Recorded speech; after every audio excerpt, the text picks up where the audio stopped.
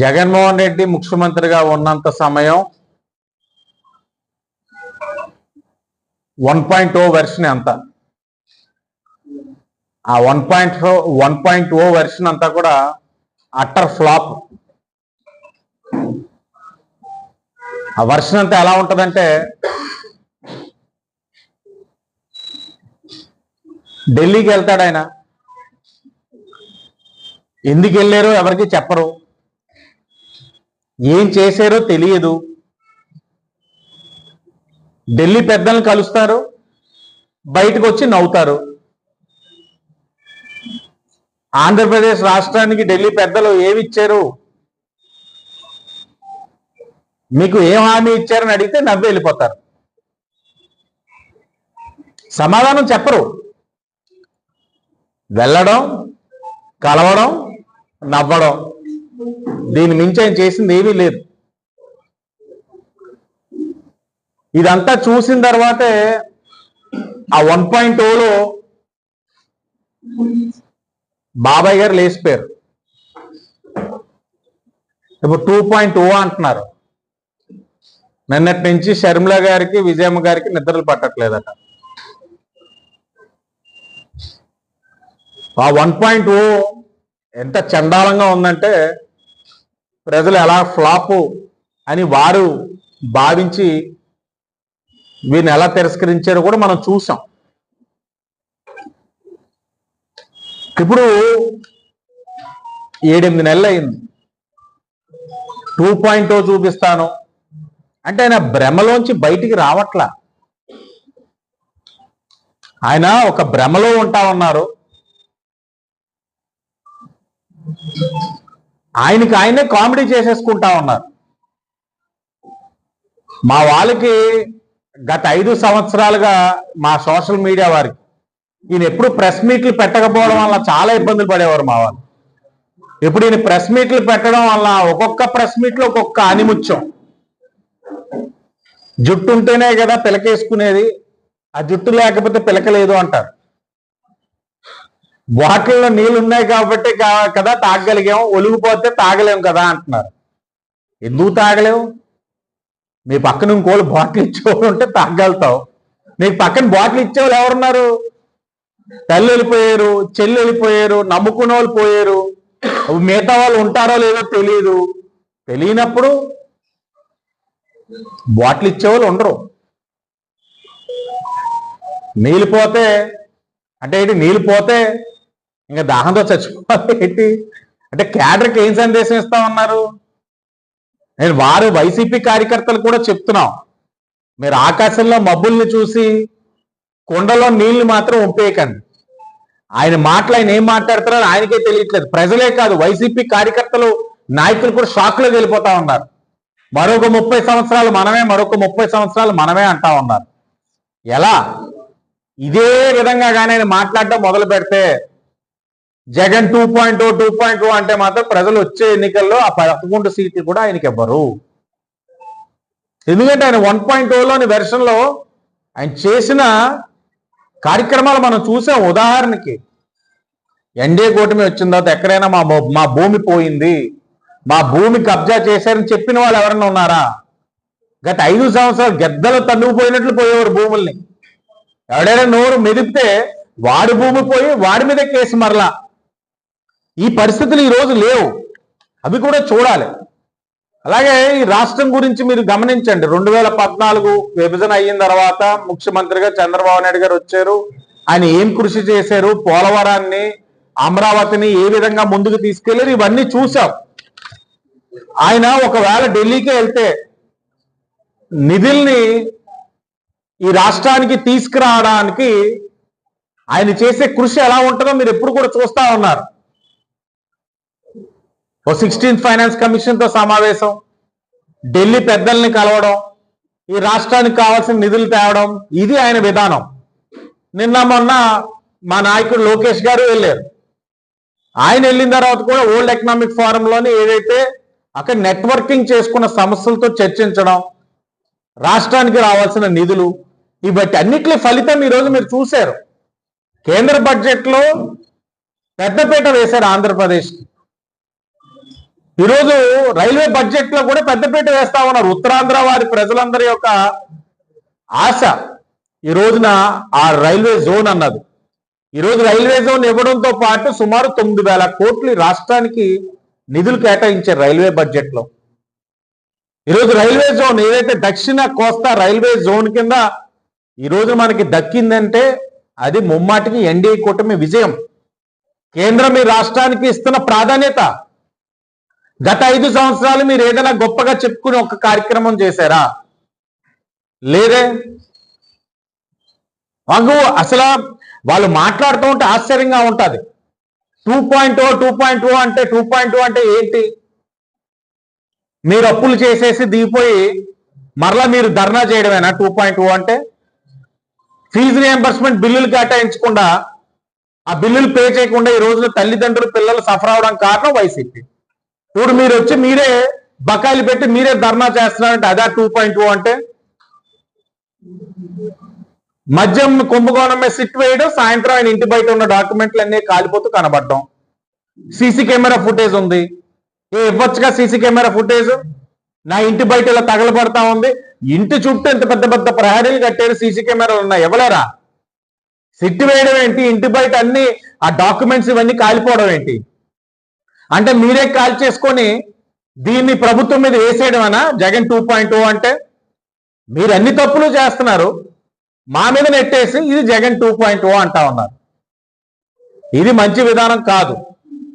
ఈరోజు ఈ ప్రభుత్వం అన్ని విధాలుగా కేంద్రం యొక్క సహకారంతో రాష్ట్రంలో కూడా అన్ని అంశాలని ఒక్కొక్కటిగా చేసుకుంటూ ఇచ్చిన ప్రతి హామీని కూడా నెరవేర్చుకునే కార్యక్రమం చేస్తా ఉన్నాం. ప్రజలందరూ మా వెంట ఉన్నారు. ఈరోజు ఏదైతే శాసన మండలి ఎన్నికలు పట్టభద్రులు ఏదైతే ఉన్నా ఉభయ గోదావరి జిల్లాలో క్యాన్వాసింగ్ చేస్తా ఉంటే ప్రజల నుంచి మంచి స్పందన.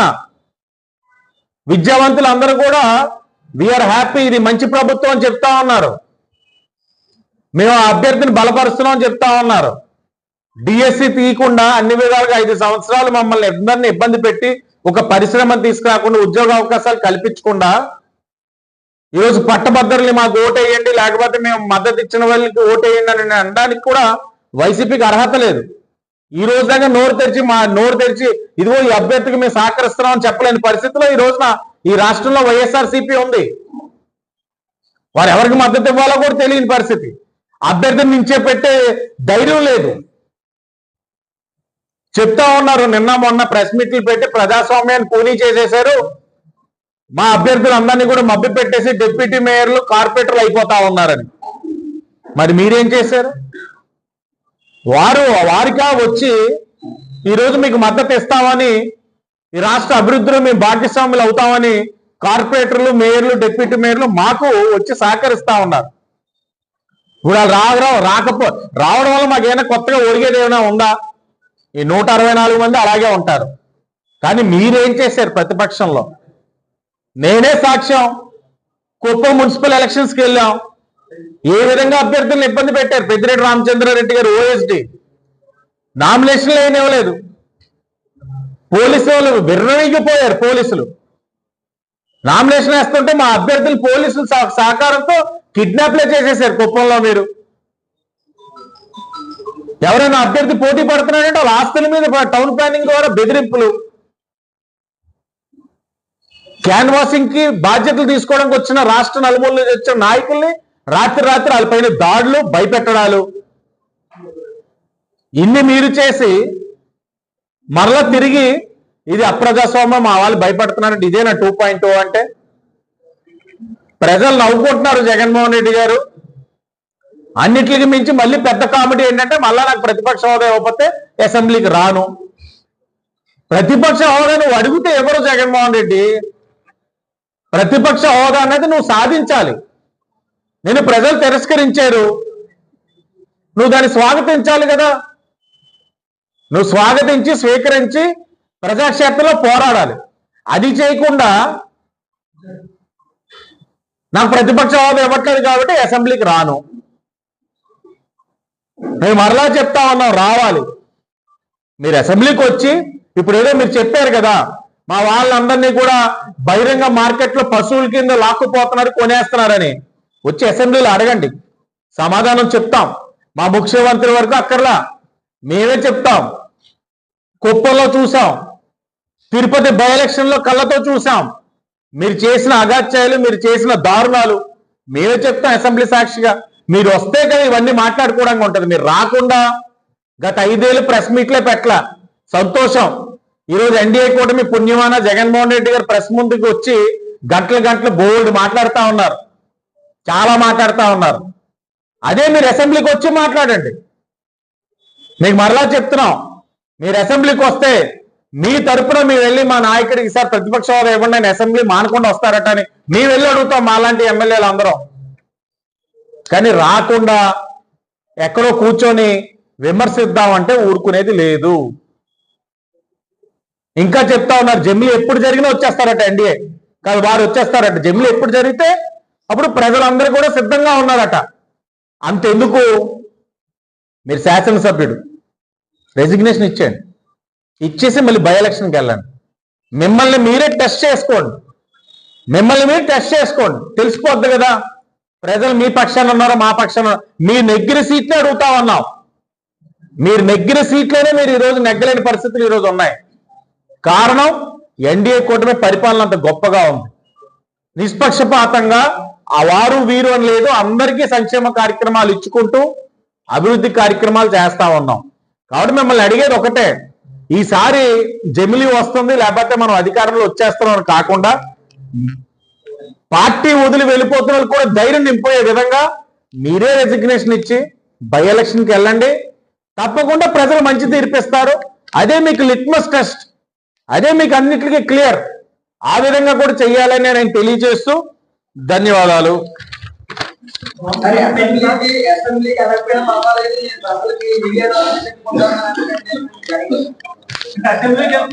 ఉండాలి, మాట ఇస్తే నిలబడే తత్వం, మాట తప్పడం మనం తిప్పడం అని చెప్పి కబుర్లు చెప్పడం కాదు. ఎన్ని అవమానాలు చేసినా, ఎన్ని ఇబ్బందులు పెట్టినా, మైక్ ఇవ్వకపోయినా, ఇన్ని సంవత్సరాలు సుదీర్ఘ ముఖ్యమంత్రి హోదాలో అనుభవం కలిగిన వ్యక్తి ఇన్ని అవమానాలు జరిగిన అసెంబ్లీకి వెళ్ళి చంద్రబాబు నాయుడు గారు పోరాడారు. ఆయనతో పాటు చాలా ఇబ్బందులు పడ్డారు మా శాసనసభ్యులు ఆనాడు ఉన్నవారు. ఆఫ్ ద రికార్డ్ మైకులు ఆఫ్ చేసి వాళ్ళని అనరాని మాటలు అన్నారు. అనరాని మాటలు జీవితంలో వాళ్ళు ఎప్పుడు కూడా వినుండకపోవచ్చు. ఆ మాటలు అన్నా ఏ రోజైనా అసెంబ్లీకి వెళ్ళము అని చెప్పి మారం చేసి ఇంట్లో కూర్చోలేదు కదా. అసెంబ్లీకి వెళ్ళాం, ప్రజల పక్షాన పోరాడాం. ఇది ప్రజాస్వామ్యంలోనే మీకు ఇచ్చిన అవకాశం. ప్రజాస్వామ్యబద్ధంగా మీకు ఇచ్చిన అవకాశాన్ని సద్వినియోగపరచిపోతే మీరు వ్యవస్థను ఏం గౌరవిస్తున్నట్లు? అదేదో అసెంబ్లీకి వెళ్ళి అక్కడ నిజంగానే మీకు మైక్ ఇవ్వకపోతే వెళ్ళి మీడియా పాయింటర్ చెప్పండి, నేను వచ్చాను నాకు మైక్ ఇవ్వలేదు అందుకే ఇదిగో ఇవన్నీ అడుగుదాం అనుకుంటున్నాను. ఏది చెప్పకుండా ఊహించుకొని అంతా ఊహాలోకంలో నీకు భ్రమలో ఉంటా ఉన్నాడు ఆయన. ముఖ్యమంత్రి అంటున్నారు, ఇది కూడా ఊహే. నాకు మైక్ ఎవరు ఎందుకు ఇవ్వరండి? అందరికీ అవకాశం ఇస్తారు, రమ్మనండి, ముందు వచ్చి అక్కడ మాట్లాడి ఇవ్వకపోతే చెప్పమనండి. ఏది రాకుండానే ముందే ఇవన్నీ అంటే అది ఒక వచ్చి మాట్లాడమనండి, ఇస్తారు. ఆయన వచ్చి అక్కడ నాకు అంత ఇవ్వండి అని అంటే నిజంగా మా బాబు గారు ఎంత గొప్పలండి. ఆయన లేకపోయినా కూడా అసెంబ్లీలో మమ్మల్ని కించెత్తు మాట ఆయన అనేవారు. ఆయన ఉన్నప్పుడైతే అసలు బాబు గారు అయితే జగన్మోహన్ రెడ్డి గారి మీద ఏగ కూడా వాళ్ళనివ్వట్ల. ఎందుకంటే ఆయన ఇచ్చే గౌరవం, బాబు గారు తత్వవాది. ఆయన ఎక్కువ ఊహించుకుంటున్నారు. ఆయన ఊహకి అన్నిటికీ ఒకటే లింకప్ అయింది ఏంటంటే, ఏది ఆయన నిద్రపోయినా లేచిన ఒకటే కనబడుతుంది, red book red book red book red book. అక్కడికి వస్తే కూడా అసెంబ్లీలో అయినా రెడ్ బుక్ ఏమైనా ఇంప్లిమెంట్ చేస్తారా, ఇంకేదైనా జరుగుతుందా, ఈ భయంతో ఆయన రాలేకపోతున్నారు. కానీ ఆయన వచ్చి అడిగితే ఆయన నిజంగానే మంచి నిర్ణయాలు మంచి సూచనలు ఇస్తే తప్పకుండా ఆయన ఎంతసేపు మాట్లాడితే అంతసేపు ఆయనకి ఇస్తారు.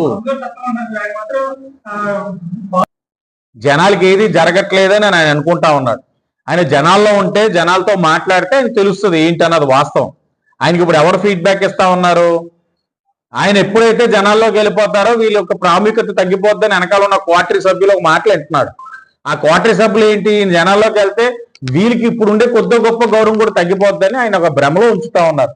ప్రజలు ఆనందంగా ఉన్నారు, ఆయన ఏమో ఆ భ్రమలోంచి బయటికి రావట్లేదు. ఆ ఇబ్బంది వల్ల మీడియా వారు కానీ మేము కానీ అందరం కూడా అర్థం కావట్లేదు. ఏంటి జనాలేమో ఒక పక్కన సంక్షేమ కార్యక్రమాలు అందుతున్నాయి, పెన్షన్ ఏమో ఆయన 250 చేసింది కాకుండా 1000 రూపాయలు ఒకసారి ఇచ్చాం, ఇవన్నీ జరుగుతూ ఉంటే ఈయనేమో ఏది అందట్లేదు అంటా ఉంటే చేతితో ఇస్తున్న మాకే ఒకసారి అనుమానం వస్తా ఉంది. ఏంటి నిజంగా మనం ఇస్తున్నాం కదా, ఏంటిది ఆయన భ్రమలో మరీ అంత ఎక్కువగా ఉన్నాడు అన్నది మా అందరికి కూడా ఈ మధ్యన అర్థమవుతుంది. బాధ కూడా ఉంది. ఏంటి పాపం ఎవరు విధ్వంసానికి బ్రాండ్ అంబాసిడర్ జగన్మోహన్ రెడ్డి. ప్రజావేదిక మొదలుకొని ఒక్కటి కాదు, ఆఖరికి లోకేష్ గారి నుంచునే కుర్చీని కూడా పడగొట్టాడు ఆయన. జనాలు 2.0 కాదు, ఇంకా ఏది ఆలోచించినా భయపడి ఇప్పటికే 1.0లోని ఆ భయం ఇంకా పోలే జనాల్లో.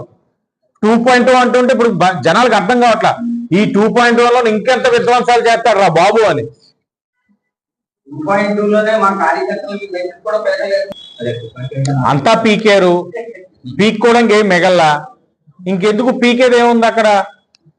నన్ను ఇంటికి పీకలేరు అన్నారు, 175 అన్నారు, జనాలు బుద్ధి చెప్పారు. ఇంకా ఎందుకు? ఇప్పుడు నమ్ముకున్న విజయసాయి రెడ్డి గారు వెళ్ళిపోయారు. ఎక్కడికక్కడ క్షేత్రస్థాయిలోని ఆయన ఏదైతే ఆ రోజు అప్రజాస్వామ్యంగా నెగ్గిన సర్పంచులు కానీ చాలా చోట్ల ఆనాడు తెలుగుదేశం కానీ జనసేన కానీ బీజేపీ కానీ అభ్యర్థులను కూడా పెట్టలా. ఎందుకంటే అభ్యర్థులు పెడుతుంటే రాత్రి ఇళ్ల మీద దాడులు చేసేవారు, లేకపోతే అభ్యర్థులు కిడ్నాప్ చేసేవారు. ఏముంది, మన కడియమే సాక్ష్యం కదా. ఆ వెలుగుబంటి ప్రసాద్ గారు ఎంపీపీ రాత్రికి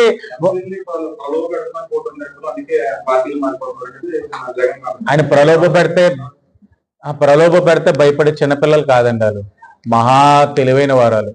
వాళ్ళేమో అన్ని వదిలేసి వ్యవసాయం అంటున్నాడు, సాగు చేస్తానంటాడు. ఏంటంటే సాగు చేస్తానంటున్నాడు. దీనికి అంత శాంతిని ఎందుకు కోరుకుంటున్నాడు?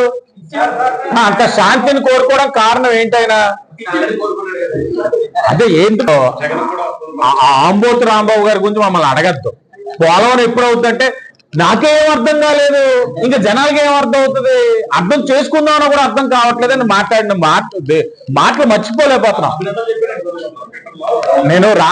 నేను అనేది ఏంటంటే రాంబాబు గారు ఇప్పటికైనా సరే జగన్మోహన్ రెడ్డి గారు ఒక మైకంలో ఉంటే ఇతను ఇంకో మైకంలో ఉన్నాడు, ఇతను ఇంకొక పచ్చి మైకంలో ఉన్నాడు. మాట్లాడే దాంట్లోనే ఇంకా ఏది ఒక అర్థం పర్థం లేకుండా మాట్లాడుతున్నారు. పవన్ కళ్యాణ్ గారికి కానీ లోకేష్ గారికి కానీ ఫైల్స్ ఎందుకు క్లియర్ అవ్వట్లేదు అని అంటే వాళ్ళ దగ్గరికి వాళ్ళ శాఖల పరంగా వచ్చే అభ్యర్థనలే అయి ఉంటే ఫైల్ సాయంత్రానికి అవుతాయి. వీళ్ళిద్దరికి వచ్చే అభ్యర్థనలు ఎంత దారుణంగా ఉంటున్నాయంటే చిన్న సమస్య నుంచి పెద్ద సమస్య ప్రతి ఎమ్మెల్యే అంటే మంత్రి పని చేయకపోవడం వల్ల వాళ్ళకి ఇవ్వడం కాదు, వారు చేస్తారన్న నమ్మకంతో అనేకమైన ఫైల్స్ అన్ని వాళ్ళ దగ్గరికి వెళ్తా ఉన్నాయి. వాళ్ళ ఫైల్స్ ని ఏ శాఖ పంపించాలి, ఎలాగా ఏంటి అన్ని చూసుకోవడానికి టైం అయిపోతుంది వాళ్ళిద్దరికి. దానివల్ల కానీ నిజంగా వాళ్ళ శాఖే కానీ పెడితే నెంబర్ 1 ర్యాంకులు వీళ్ళిద్దరే ఉంటారు. ఏముండదండి. సోదరు సుభాష్ గారు స్పీడ్ పెంచుతారు. ఇప్పుడు లాస్ట్ టైం సుభాష్ గారు సభ్యత్వం చేయట్లేదని బాబు గారు బాధపడితే దాన్ని వక్రీకరించి సుభాష్ కి తిట్లు పెట్టేశారు, అట్లు ఎట్టేశారు అని చెప్పి ఏదో కబుర్లు చెప్పారు. వెంటనే ఆయన సరి చేసుకున్నారు. ఆ ఎమ్మెల్సీ ఓటర్ ఎన్రోల్మెంట్ అలాగే సభ్యత్వంలో కూడా రామచంద్రపురం దూసుకుపోయింది. ఇవన్నీ ఏమండి, మా నాయకుడు అంటే అదేదో విమర్శల కింద తీసుకోరు. మా నాయకులు ఎవరు చెప్పినా అది పెద్ద ఆయన చెప్పారు, మనం సరి చేసుకోవాలనే మా విధంగానే వెళ్తారు, కానీ దాన్ని నేను విమర్శల కింద తీసుకునే విధానం లేదు ఇక్కడ.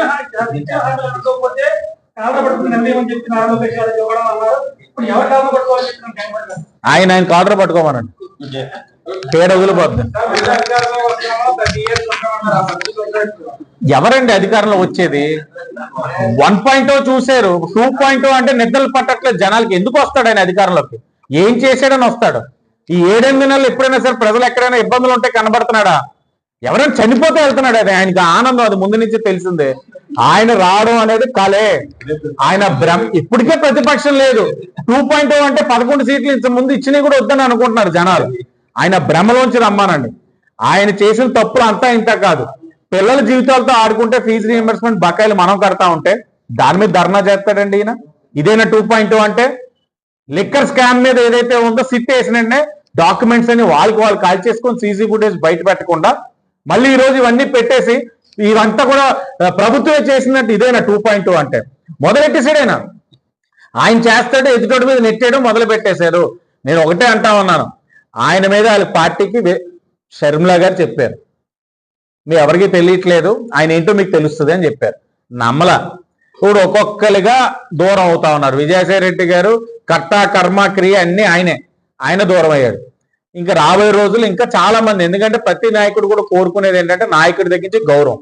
ఎమ్మెల్యేలకు అపాయింట్మెంటే ఇవ్వలేదు, ఓ ముగ్గురు నలుగురిని పెట్టుకొని వాళ్ళతో రాష్ట్రాన్ని నడిపావు. ఈ రోజులు ప్రతి ఒక్కరి దగ్గరికి వెళ్ళి అన్న చెల్లి ఎలకండి, అన్న చెల్లి ఎలకండి నన్ను నమ్మండి, మళ్ళీ మనమే అధికారం అంటే ఎందుకు నమ్ముతారండి? ఇది కాదు. ఆయనలో చాలా మార్పు రావాలి. ఓటమి నుంచి మళ్ళీ పాఠాలు నేర్చుకోలేదు. ఓటమి నుంచి ఆయన ఎక్కడైనా ఓడిపోయినా చెప్తే ఉన్న కాస్తో కోస్తో కార్యకర్తలు కూడా ఆత్మస్థైర్యం దెబ్బతింటదని ఆయన మోసం చేసి కార్యకర్తలు కూడా మోసం చేస్తున్నాడు. ఇంకా వాళ్ళు కూడా చెప్తా ఉన్నాను, ఇంకా ఆయన నమ్ముకొని ఉంటే మీ అందరి జీవితాలు కూడా ఆయనలాగా అయిపోతాయి. మాకు అవసరం ఏముంది? మా నాయకుడు కూడా చెప్పారు కదా, పార్టీ జెండా మోసే వాళ్ళకి ప్రాధాన్యత ఇవ్వండి, గౌరవం ఇవ్వండి, అది ఎమ్మెల్యేల బాధ్యత. కొన్ని అనివార్య కారణాల వల్ల మాత్రం ఎవరైనా తీసుకుంటే వాళ్ళని పార్టీ కష్టపడే విధంగా తయారు చేయండి, తర్వాత కార్యకర్తలు కడుపు నిండిన తర్వాత వాళ్ళని గుర్తించండి అని చాలా స్పష్టంగా ఎమ్మెల్యేలు అందరికీ చెప్పడం జరిగింది నాయకుడు.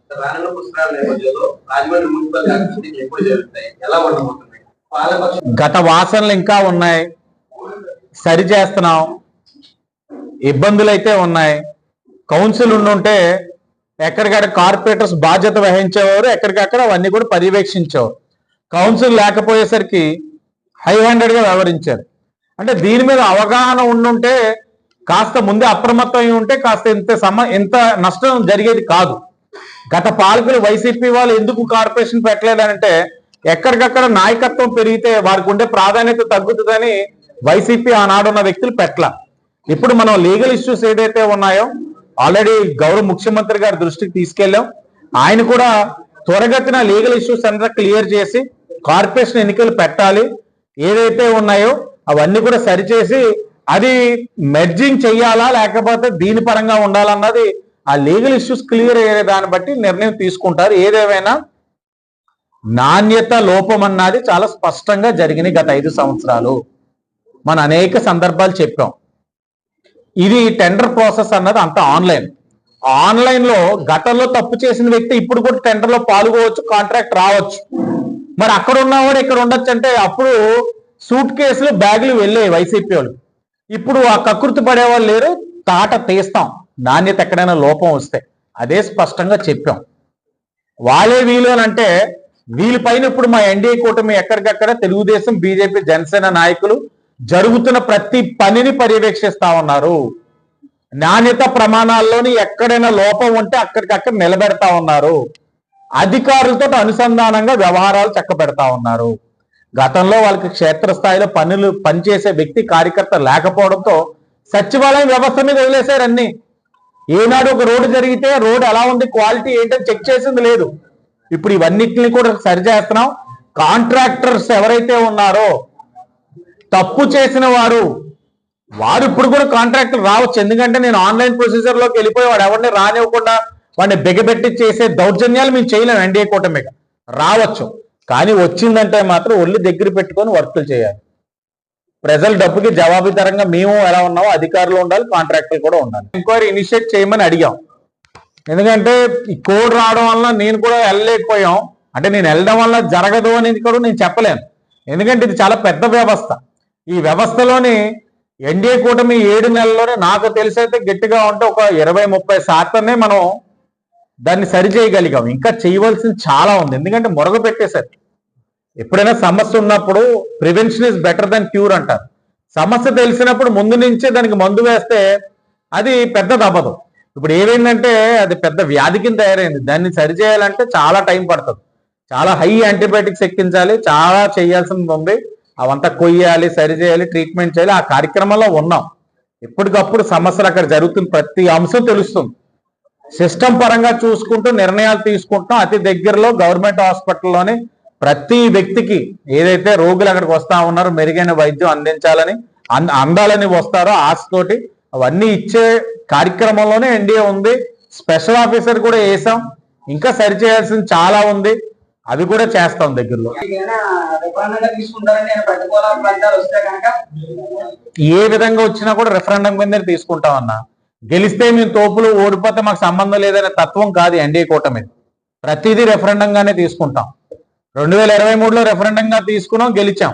ఇప్పుడు మేము అది పట్టభద్రులు, విద్యావంతులు, వాళ్ళు అడిగే వాళ్ళు ఏం ఆశిస్తున్నారు అన్నది ఇది ఒక రెఫరెండం కింద పెట్టుకున్నాం. తప్పకుండా దాన్ని బేస్ చేసుకుని వెళ్తాం.